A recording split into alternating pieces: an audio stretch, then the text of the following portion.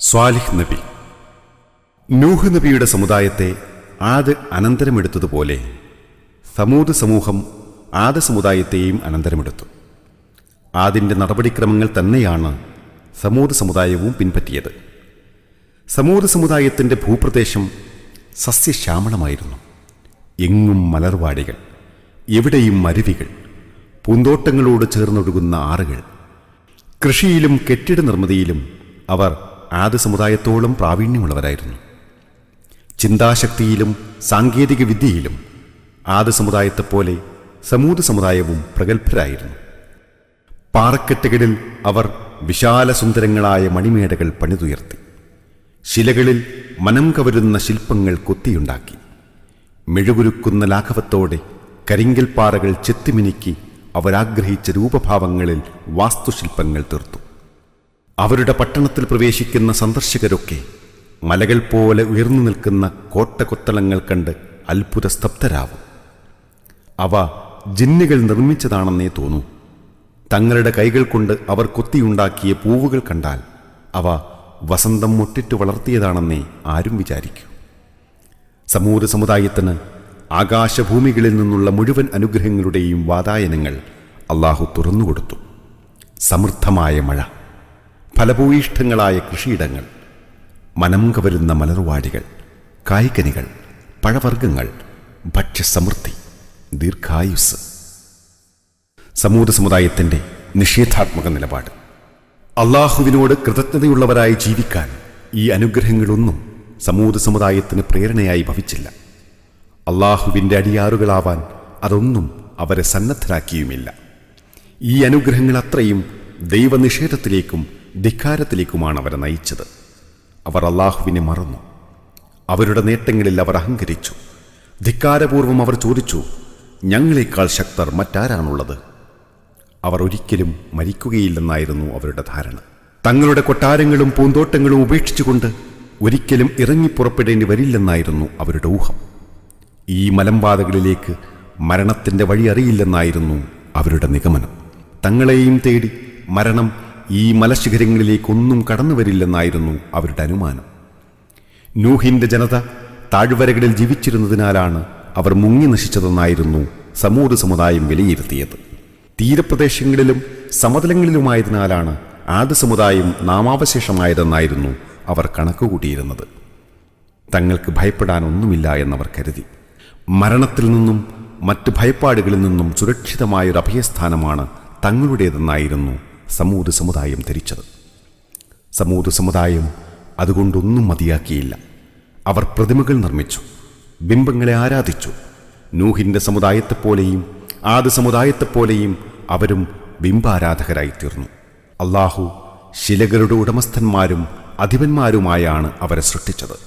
എന്നാൽ അജ്ഞത നിമിത്തം അവർ വിഗ്രഹാരാധകരായി മാറി. അള്ളാഹു അവരെ ആദരിച്ചു. അവർക്ക് പരിശുദ്ധമായ ഭക്ഷ്യവിഭവങ്ങൾ നൽകി. പക്ഷേ അവർ സ്വയം നീചരായിത്തീർന്നു.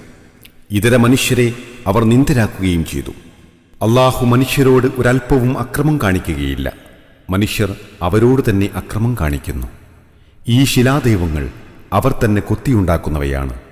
ഈ പ്രതിമകൾ അവരെ അനുസരിക്കുന്നില്ല, ധിക്കരിക്കുന്നുമില്ല. എന്നിട്ടും ഈ മനുഷ്യർ ശിലകൾക്ക് മുമ്പിൽ വിനയാന്വിതരായി തൊഴുതു നിൽക്കുന്നു. അത്ഭുതം തന്നെ. ശക്തവാൻ ദുർബലനെ ആരാധിക്കുകയോ യജമാനൻ ഭൃത്യന് സാഷ്ടാംഗം ചെയ്യുകയോ? അവർ അള്ളാഹുവിനെ മറന്നിരിക്കുന്നു. അവർ അവരെ തന്നെ മറന്നുപോയിരിക്കുന്നു. അള്ളാഹുവിനെ അവർ നിരാകരിക്കുകയും നിഷേധിക്കുകയും ചെയ്യുന്നു.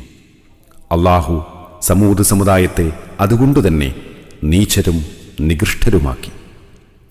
സ്വാലിഹ് നബിയുടെ നിയോഗം.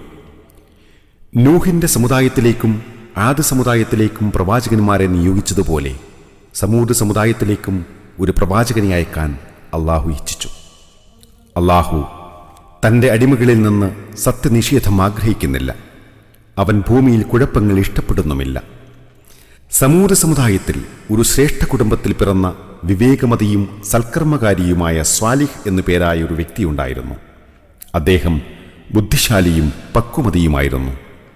ജനങ്ങളുടെ ശ്രദ്ധയെ സ്വാധീനിച്ച വ്യക്തിയായിരുന്നു സ്വാലിഹ്. അദ്ദേഹത്തെ കാണുന്ന മാത്രയിൽ ആശ്ചര്യപൂർവ്വം ജനങ്ങൾ പറയുമായിരുന്നു, ഇതാ സാലിഹ്, ഇതാ സാലിഹ് വരുന്നു. സ്വാലിഹിൽ ജനങ്ങൾക്ക് വലിയ പ്രതീക്ഷയായിരുന്നു. അദ്ദേഹം മഹത്തായ നേട്ടങ്ങൾ കൈവരിക്കുമെന്ന് അവർ വിശ്വസിച്ചു. സ്വാലിഹ് തങ്ങൾക്കിടയിലെ ശ്രേഷ്ഠ വ്യക്തികളിൽ ഒരാളാവുമെന്ന് ആ ജനത വിചാരിച്ചു. കൊട്ടാരങ്ങളും വയലേലകളും ഉടമപ്പെടുത്തുന്ന ഒരു പ്രമാണിയായിത്തീരും സ്വാലിഹ് എന്നായിരുന്നു അവരുടെ ഊഹം. അദ്ദേഹത്തിൻ്റെ പിതാവ് ഇപ്രകാരമാണ് ധരിച്ചത്: തൻ്റെ മകൻ അവൻ്റെ ബുദ്ധിസാമർഥ്യത്താൽ ധാരാളം സമ്പത്ത് കൈവശപ്പെടുത്തും. അവൻ ജനങ്ങൾക്കു മധ്യേ കുതിരപ്പുറത്ത് സവാരി നടത്തും. സേവകവൃന്ദങ്ങൾ അവനെ അനുഗമിക്കും. അത് കണ്ട് ജനങ്ങൾ ആർത്തുവിളിക്കും, ഇവൻ അദ്ദേഹത്തിൻ്റെ പുത്രനാണ്. സ്വാലിഹ് ആ മാന്യ വ്യക്തിയുടെ സന്താനമാണ്. ഒരാൾ മഹാഭാഗ്യവാനാണെന്ന് ജനങ്ങൾ പറയുന്നത് കേൾക്കുമ്പോൾ ആ വ്യക്തിയുടെ സന്തോഷത്തിന് അതിരുണ്ടാവുമോ? അയാളുടെ പുത്രൻ പ്രമാണിയാണെന്ന് പറയുമ്പോൾ അയാളുടെ ആഹ്ലാദത്തിന് പരിധിയുണ്ടാവുമോ? പൊയ്ക്കിനാവ് കാണുകയായിരുന്നു പക്ഷേ സ്വാലിഹിൻ്റെ പിതാവ്. അള്ളാഹു മറ്റൊന്നാണ് ഉദ്ദേശിച്ചത്. പ്രവാചകത്വം കൊണ്ട് സ്വാലിഹിനെ അനുഗ്രഹിക്കാനായിരുന്നു അള്ളാഹുവിൻ്റെ ഇച്ഛ. തൻ്റെ സമുദായത്തെ ഇരുട്ടിൽ നിന്ന് വെളിച്ചത്തിലേക്ക് നയിക്കാനായി അവരിലേക്ക് പ്രവാചകനായി സ്വാലിഹിനെ നിയോഗിക്കാനാണ് അള്ളാഹു ആഗ്രഹിച്ചത്. പ്രവാചകത്വത്തെ കവച്ചുവെക്കുന്ന ശ്രേഷ്ഠത മറ്റൊന്നുണ്ടോ? പ്രവാചകത്വത്തേക്കാൾ മികച്ച ആദരണീയതയുണ്ടോ? സ്വാലിഹ് നബി സമൂഹമത്തെ എണീറ്റു നിന്നുകൊണ്ട് ഉച്ചസ്ഥിരം പ്രഖ്യാപിച്ചു, എൻ്റെ സമുദായമേ, നിങ്ങൾ അള്ളാഹുവിനെ ആരാധിക്കുവിൻ. അള്ളാഹു അല്ലാതെ നിങ്ങൾക്ക് മറ്റൊരാരാധ്യനില്ല. പക്ഷേ പ്രമാണിമാർ തീറ്റയിലും കുടിയിലും കളിയിലുമായി മാത്രം ഏർപ്പെട്ടു. അവർ ബിംബങ്ങളെ ആരാധിച്ചു. സ്വാലിഹിൻ്റെ പ്രബോധനം അവരിൽ ഒരു പ്രതികരണവും ഉണ്ടാക്കിയില്ല. പണക്കാർ കോപാകുലരായി. അവർ ചോദിച്ചു, ഇതാരാണ്? സേവകന്മാർ പറഞ്ഞു, ഇത് സ്വാലിഹാണ്. പ്രമാണിമാർ ചോദിച്ചു, അയാൾ എന്താണ് പറയുന്നത്? സേവകന്മാർ പറഞ്ഞു, അള്ളാഹുവിനെ ആരാധിക്കണമെന്നും അള്ളാഹു അല്ലാതെ മറ്റൊരാരാധ്യനില്ലെന്നും മരണത്തിനു ശേഷം അള്ളാഹു നിങ്ങളെ പുനർജീവിപ്പിക്കുമെന്നും അദ്ദേഹം പറയുന്നു. മാത്രമല്ല, എൻ്റെ സമുദായത്തിലേക്ക് അള്ളാഹു അയച്ച പ്രവാചകനാണ് ഞാൻ എന്നും അദ്ദേഹം പറയുന്നു. ഇത് കേട്ട് പ്രമാണിമാർ കുലുങ്ങി ചിരിച്ചു. അവർ പറഞ്ഞു, പാവം, ഇവനും ഒരു പ്രവാചകനാവാൻ കഴിയുമോ?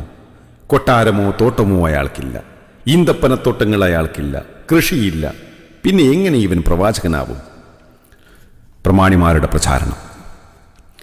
ഒരു വിഭാഗം ആളുകൾ സ്വാലിഹിൻ്റെ പക്ഷത്തേക്ക് ചായുന്നതായി പ്രമാണിമാർക്ക് ബോധ്യപ്പെട്ടു. തങ്ങളുടെ നേതൃത്വം നഷ്ടപ്പെട്ടേക്കുമോ എന്നവർ ഭയപ്പെട്ടു. സ്വാലിഹ് പ്രത്യേകതകളൊന്നുമില്ലാത്തൊരു സാധാരണക്കാരൻ മാത്രമാണെന്ന് അവർ പ്രചരിപ്പിച്ചു. ജനങ്ങൾക്കിടയിൽ അവർ ഇങ്ങനെ പ്രചാരണം നടത്തി, ഇയാൾ നിങ്ങളെപ്പോലുള്ള ഒരു സാധാരണ മനുഷ്യൻ മാത്രം.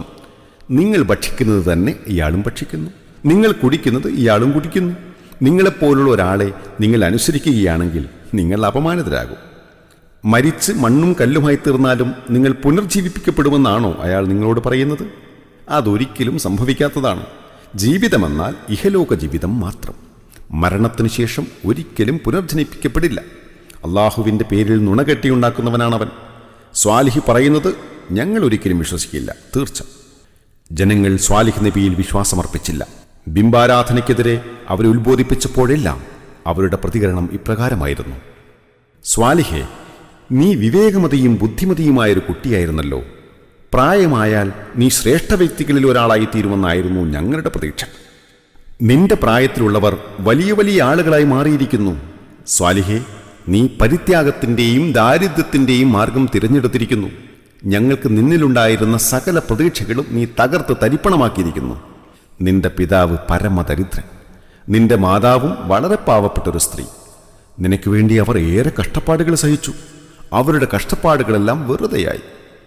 ജനങ്ങൾ പറയുന്നതെല്ലാം സ്വാലിഹ് അലൈഹിസ്സലാം ക്ഷമാപൂർവം കേട്ടു. തൻ്റെ സമുദായത്തിൻ്റെ വിവേകരഹിതമായ നിലപാട് കണ്ട് അദ്ദേഹം ഏറെ വിഷണ്ണനായി. അദ്ദേഹം ജനങ്ങളുടെ സമീപമെത്തിയാൽ അവർ ഇപ്രകാരം പറയും: സ്വാലിഹിൻ്റെ പിതാവിന് അള്ളാഹു കരുണ ചെയ്യട്ടെ, അദ്ദേഹത്തിന് തൻ്റെ മകൻ നഷ്ടപ്പെട്ടിരിക്കുന്നു. സ്വാലിഹ് നബി യുക്തിപൂർവം തൻ്റെ സമുദായത്തെ അള്ളാഹുവിൻ്റെ മാർഗത്തിലേക്ക് ക്ഷണിച്ചുകൊണ്ടിരുന്നു. തൻ്റെ ജനതയോട് അദ്ദേഹം ചോദിച്ചു: സഹോദരങ്ങളെ, ഈ ഭൂമിയിൽ എന്നുമെന്നും ജീവിച്ചിരിക്കുമെന്നാണോ നിങ്ങൾ വിചാരിക്കുന്നത്? ഈ രമ്യഹർമ്മ്യങ്ങളിൽ ശാശ്വതവാസികളായിരിക്കുമെന്നാണോ നിങ്ങളുടെ കണക്കുകൂട്ടൽ? ഈ പൂന്തോട്ടങ്ങളും അരുവികളും അനശ്വരങ്ങളാണെന്നാണോ നിങ്ങൾക്ക് തോന്നുന്നത്? ഫലവൃക്ഷങ്ങളിൽ നിന്നും കൃഷിയിൽ നിന്നും തിന്നും കുടിച്ചും ശാശ്വതമായി ഈ ഭൂമിയിൽ കഴിച്ചുകൂട്ടാമെന്നാണോ നിങ്ങളുടെ അനുമാനം? ഈ മലമടക്കുകളിൽ കോട്ടകൊത്തളങ്ങളുണ്ടാക്കി അതിൽ നിത്യം വസിക്കാമെന്നാണോ നിങ്ങളുടെ വ്യാമോഹം? ഇല്ല, അങ്ങനെ ഒരിക്കലും സംഭവിക്കില്ല. അതായിരുന്നു പ്രപഞ്ച നിയമമെങ്കിൽ പിന്നെങ്ങനെയാണ് നിങ്ങളുടെ പ്രപിതാക്കൾ മരിച്ചു മണ്ണായിത്തീർന്നത്? അവർക്ക് കൊട്ടാരങ്ങളുണ്ടായിരുന്നു, പൂന്തോട്ടങ്ങളും കൃഷിയിടങ്ങളും ഉണ്ടായിരുന്നു, അരുവികളുമുണ്ടായിരുന്നു. അവർ മലകൾ തുരന്ന് മണിമേടകളുണ്ടാക്കി. പക്ഷേ അവയൊന്നും അവർക്കൊരു പ്രയോജനവും നൽകിയില്ല. മരണത്തിൽ നിന്ന് രക്ഷിക്കാൻ അവയ്ക്കൊന്നുമായില്ല. മരണത്തിൻ്റെ മാലാഖ ഒരു നാൾ അവരെയും തേടിയെത്തി. അവർ മരണത്തിന് കീഴടങ്ങിയതുപോലെ നിങ്ങളും ഒരു നാളിലും മരണത്തിന് കീഴൊതുങ്ങും. മരണാനന്തരം നിങ്ങൾ പുനർജീവിപ്പിക്കപ്പെടും. അള്ളാഹു നിങ്ങൾക്ക് നൽകിയ അനുഗ്രഹങ്ങളെക്കുറിച്ച് ആ നാളിൽ അള്ളാഹു നിങ്ങളോട് ചോദിക്കുന്നതായിരിക്കും. ജനങ്ങൾ സ്വാലിഹ് നബിക്ക് മുഖം കൊടുത്തില്ല. ജനങ്ങളോട് അദ്ദേഹം ചോദിച്ചു, എൻ്റെ സഹോദരങ്ങളെ, എന്തുകൊണ്ടാണ് നിങ്ങൾ എന്നിൽ നിന്ന് പിന്തിരിഞ്ഞോടുന്നത്? നിങ്ങൾ എന്നെ ഭയപ്പെടുന്നത് എന്തുകൊണ്ട്? ഞാൻ നിങ്ങൾക്ക് എന്തെങ്കിലും സാമ്പത്തിക നഷ്ടമുണ്ടാക്കുന്നില്ല. നിങ്ങളോടൊരു പ്രതിഫലവും ആവശ്യപ്പെടുന്നുമില്ല. അള്ളാഹുവിൻ്റെ ദിവ്യബോധനങ്ങൾ അറിയിച്ചുകൊണ്ട് നിങ്ങൾക്ക് സതുപദേശം നൽകുക മാത്രമാണ് ഞാൻ ചെയ്യുന്നത്. സഹോദരങ്ങളെ, ഞാൻ നിങ്ങളുടെ ഗുണകാംക്ഷിയാണ്. എന്തേ നിങ്ങൾ എന്നെ അനുസരിക്കാത്തത്?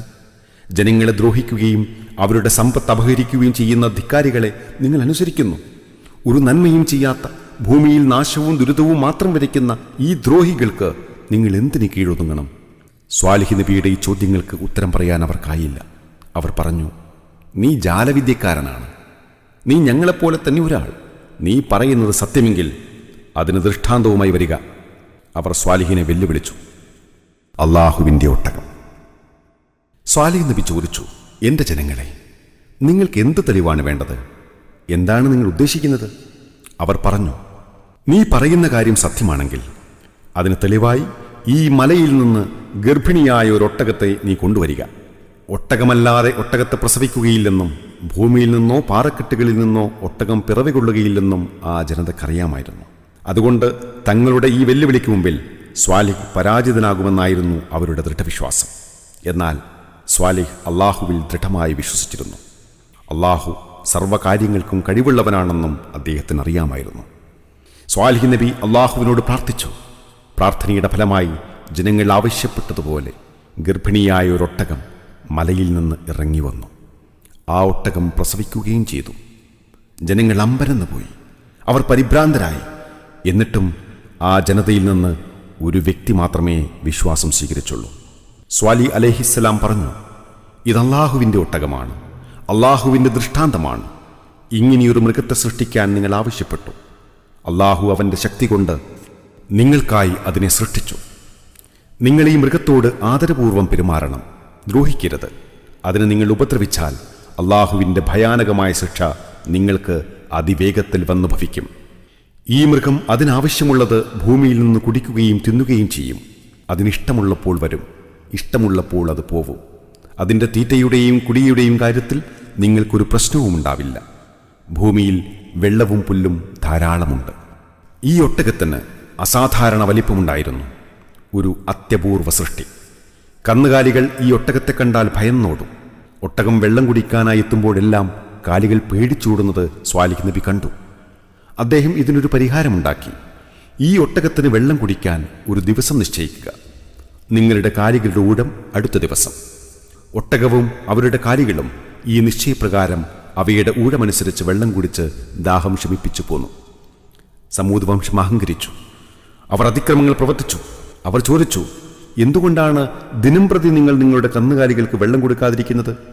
ജനങ്ങൾ സ്വാലിഹിൻ്റെ ഒട്ടകത്തെ ഭയന്നു കഴിഞ്ഞു. അവരുടെ കന്നുകാലികൾ അതിനെ കണ്ടാൽ പേടിച്ചകന്നുപോകും. ഒട്ടകത്തോട് അനാദരവ് കാട്ടരുതെന്ന് സാലിഹ് നബി ജനങ്ങളെ താക്കീത് ചെയ്തു. അവരതിന് യാതൊരു ഗൗരവവും കൽപ്പിച്ചില്ല. അവർ ചോദിച്ചു, ഈ ഒട്ടകത്തെ ആർക്ക് കൊന്നുകളയാനാവും? ഒരാൾ എണീറ്റ് നിന്നുകൊണ്ട് പറഞ്ഞു, ഞാൻ അതിൻ്റെ കഥ കഴിക്കാം. ഉടനെ മറ്റൊരാൾ കൂടി എണീറ്റ് നിന്നു, ഒട്ടകത്തെ ഞാൻ കൊന്നുകളയാം. ആ രണ്ട് നിർഭാഗ്യവാന്മാർ ഒട്ടകം വരുന്നത് കാത്തിരുന്നു. ഒരു ദിവസം ഒട്ടകം അവരുടെ വഴിയിലൂടെ വന്നു. ആദ്യത്തെയാൾ ഒട്ടകത്തിൻ്റെ നേർക്ക് അമ്പെയ്തു. രണ്ടാമൻ അതിനെ അറുത്തു കൊല്ലുകയും ചെയ്തു. ഒട്ടകം കൊല്ലപ്പെട്ടിരിക്കുന്നു. സ്വാലിഹ് നബിക്ക് ദുഃഖം സഹിക്കാനായില്ല.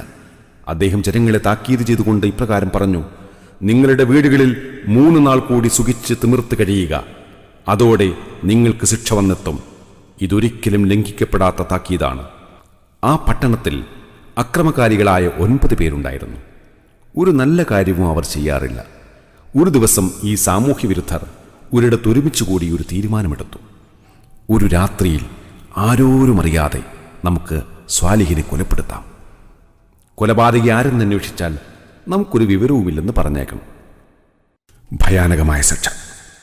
3-ാമത്തെ ദിവസം പിറന്നത് സമൂദ് സമുദായത്തിന് അള്ളാഹുവിങ്കിൽ നിന്നുള്ള ശിക്ഷയുമായാണ്. ഭൂമികുലുക്കം, ഒപ്പം ഘോര ശബ്ദവും. അതവരുടെ ഹൃദയങ്ങളെ കിടിലം കൊള്ളിച്ചു. അവരുടെ വീടുകൾ തകർന്ന് തരിപ്പണമായി. സമൂദ് സമുദായത്തിന് ആ ദിവസം അതിഭയാനകമായിരുന്നു. അവർ മുഴുവനും മരിച്ചൊടുങ്ങി. പട്ടണം ജനശൂന്യമായി. സ്വാലിഹ് നബിയും സത്യവിശ്വാസികളായ കൂട്ടുകാരും ദുരന്തഭൂമിയിൽ നിന്ന് പലായനം ചെയ്തു. സ്വാലിഹ് നബി നടന്നു നീങ്ങവേ തലങ്ങും വിലങ്ങുമായി വഴിയിലുടനീളം മൃതശരീരങ്ങൾ കാണാമായിരുന്നു. അവയെ നോക്കി ദുഃഖം ഘനീഭവിക്കുന്ന വാക്കുകളിൽ അദ്ദേഹം ഇങ്ങനെ പറഞ്ഞു: എൻ്റെ സമുദായമേ, അള്ളാഹുവിൻ്റെ ഉത്ബോധനം ഞാൻ നിങ്ങൾക്ക് എത്തിച്ചു തന്നു, നിങ്ങളെ ഉപദേശിച്ചു. എന്നാൽ ഗുണകാംക്ഷികളായ ഉപദേശകന്മാരെ നിങ്ങൾ ഇഷ്ടപ്പെട്ടില്ല. ആൾപ്പാർപ്പില്ലാത്ത കൊട്ടാരങ്ങളും വറ്റുവരണ്ട കിണറുകളും മാത്രമേ ഇന്നാർക്കും അവിടെ കാണാനാവൂ. വന്യത പുതച്ചുകിടക്കുന്ന ഗ്രാമങ്ങൾ. ഒരിക്കൽ നബി തിരുമേനി സല്ലല്ലാഹു അലൈഹി വസല്ലം ഷാമിലേക്ക് യാത്ര ചെയ്യവേ സമൂദ് വംശത്തിൻ്റെ താമസ സ്ഥലത്തെത്തി. അന്നേരം തൻ്റെ അനുചരന്മാരോട് ഇപ്രകാരം പറഞ്ഞു: സ്വന്തത്തോട് അക്രമം കാണിച്ചവർക്ക് വന്നു ഭവിച്ചതുപോലുള്ള ബുദ്ധിമുട്ടുകൾ നിങ്ങൾക്കുമുണ്ടാകുമെന്നോർത്ത് വിലപിച്ചുകൊണ്ടല്ലാതെ അവരുടെ താമസ സ്ഥലങ്ങളിൽ നിങ്ങൾ പ്രവേശിക്കരുത്. ശ്രദ്ധിക്കുക, തീർച്ചയായും സമൂദ് ജനത തങ്ങളുടെ നാഥനോട് നന്ദികേട് കാണിച്ചു. അറിഞ്ഞുകൊള്ളുക, സമൂദ് സമുദായം ഒന്നടങ്കം നാശമടഞ്ഞു.